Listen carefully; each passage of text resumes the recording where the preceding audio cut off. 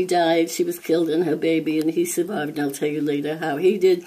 Now, he graduated from medical school in Prague, and he was supposed to come to America in 1939, I guess. And my parents even went to, and my uncle went to the pier to meet him, and he just literally missed the last boat that was allowed to leave Europe. So he remained in Europe, and he was very handsome and a doctor yet, too. So he found, I guess, a Christian woman, and she saved him.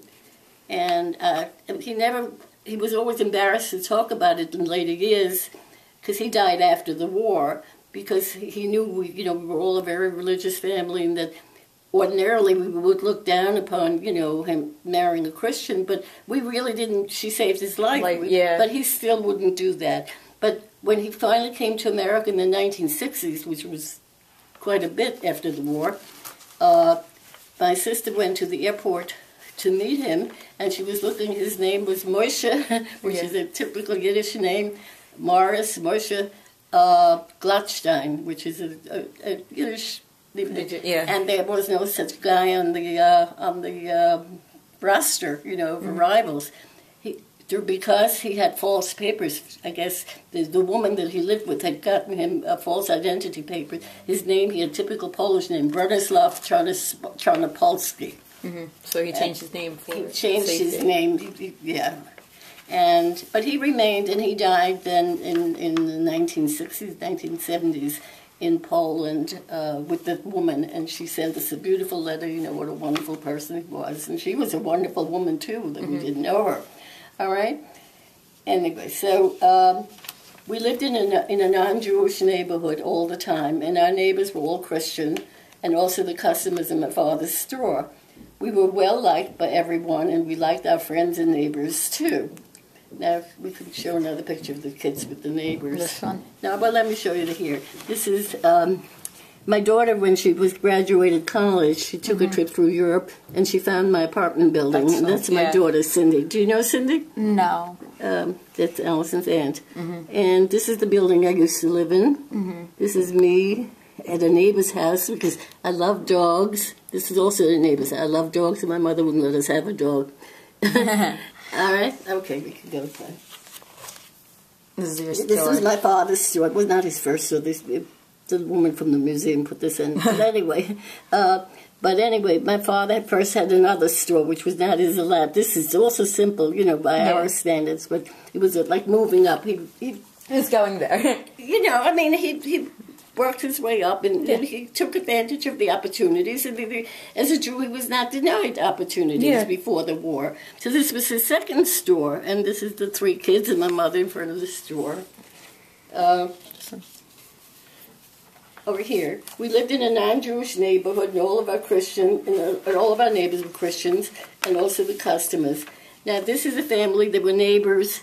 They were all, this is the mother and whatever, daughter. They never had children, and they loved children, so they always had us. This was my sister and brother. They always had you over. And so the idea is that we were all very well accepted and well liked.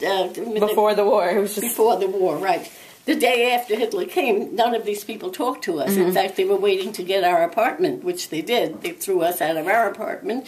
They took our furniture. My brother had his bar mitzvah just a few months before, and my mother furnished. We had a little apartment, but she furnished it with new furniture. And they came and they took all of our new furniture, all our money, and everything. And even though they loved us like this, as you can see, they were all, waiting to move into the apartment that we had.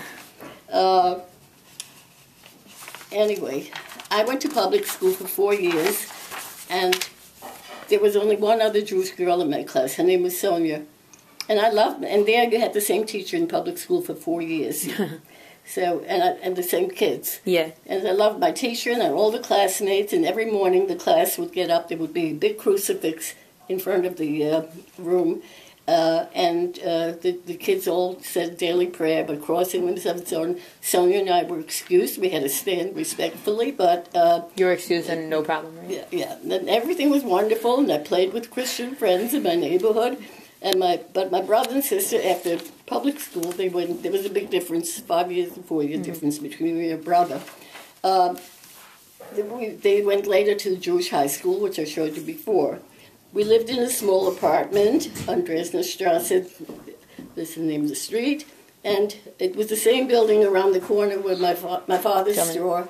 My father's store was right around the corner. It was a corner building, so the entrance to our apartment building was on one street, and around the corner on another street was the entrance to my father's store. I'm mentioning it because it becomes significant later on.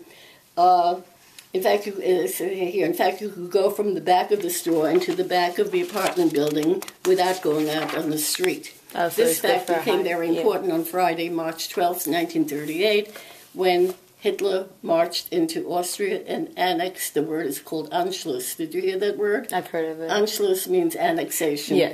And he became, and from that point on, it was not Vienna, Austria anymore. It was Vienna, Germany, which I will show you. This is the actual passport, my mother's passport. It has a German insignia. It's a Nazi symbol, right? Or was it? It says Deutsches Reich, which means the German Republic. There's nothing about Vienna here anymore. Every Jew had to bring their passport to the police station, and they stamped a red J on the passport to identify, and this becomes significant why Jews couldn't go anyplace, because no country was eager to let Jews in. And then shortly after that, but it didn't happen to us, I told you, every Jewish woman had on her passport, her middle name is Sarah, and every man had a passport, Israel. Yeah. No country was going to let the Jews in. I mean, they were not allowed anywhere. So, because a lot of people say, well, if it was so bad for Jews in Germany and Austria, why didn't they leave? But you can't. They couldn't. There was no place to go. So, and here it already says, Deutsches Reich, German Reich, and it's also called Vienna. Here, you can take a picture of that. And it was already called not Vienna, Austria, but it was called Vienna, Germany. I'm trying to find on here where it says that, but I can't for the moment.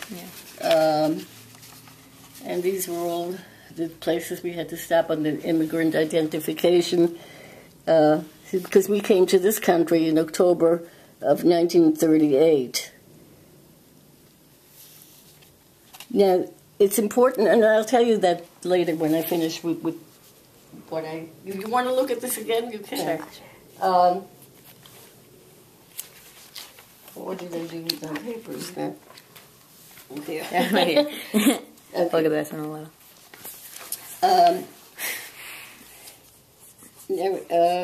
My family used to eat our meals in the back room, not because we had a very small apartment, but in the store we had a back room. So we used to eat our meals in the back room of the store on Friday night, and we really observed the Sabbath. Yeah. And it's customary for families to have a special meal, light the Sabbath candles, recite special prayers to celebrate the beginning of the Sabbath. And all of a sudden, we were interrupted with a loud knock on our back door of the store, and it was a neighbor warning us that they had heard on the radio, they had no TV in those times, they had heard on the radio that Hitler's troops just marched into Austria. This was March 12, 1938, and on March 13th, Hitler announced the Anschluss, that's the annexation, from the Heldenplatz. And if we have time, I will show you, because when I went back to Vienna 3 years ago, we were honored, the Jewish people were honored at the very same spot where Hitler announced. So for Jews to be sitting there and Hitler to be dead was quite an experience, all right? That must be. But as I say, I don't want to take your time because I know you have other things to do. My family quickly stopped the meal, and we went through the back of the store to our apartment. That's what I mentioned before. Almost immediately on my father's store, on the glass, they wrote Jude Schwein, that means Jew pig, on my father's store with, big black bull white paint, all over. And I guess you can guess that customers would no longer come into the store. All over the window of the store. Now, this was the end of my father's business.